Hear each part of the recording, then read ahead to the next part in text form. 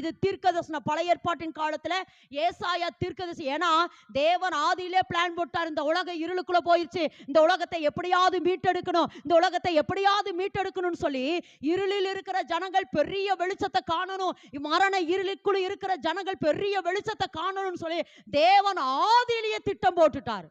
ஆதியிலே என்ன போட்டாரு? ஆதியிலே என்ன போட்டாரு? திட்டம் போட்டுட்டாரு.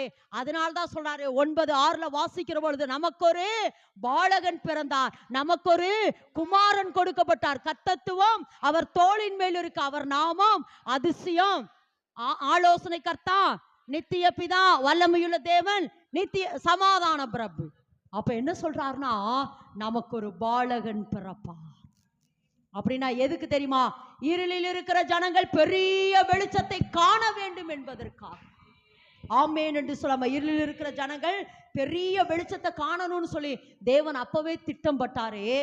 இப்போ என்னன்னா வேதத்திலிருந்து வாசிப்போம் என்றால் வாசிங்க. மத்தேயு எழுதின சுவிசேஷம் 4:15.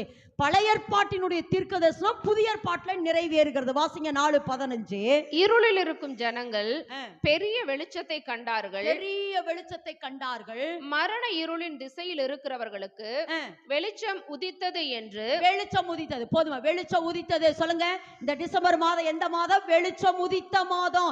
இயேசு கிறிஸ்து இந்த பூமிக்கு வந்த மாதம், வெளிச்சமா இந்த பூமிக்கு வந்த மாதம். ஏன்னா இந்த மாதம் எப்படின்னா, அதாவது இதுவரைக்கும் இருள் இருள் இருள் இருளுக்குள்ள நம்ம வாழ்றனால கசப்பு, வேதனை, சலிப்பு, துக்கம், துயரம், நோய், தரித்திரம், பிரச்சனை பிரச்சனை பிரச்சனை பிரச்சனை. ஆனா தேவன் நம்மளை அப்படி உண்டாக்க விரும்பல, நம்ம அப்படி இருக்கிறதுக்காக விரும்பவில்லை.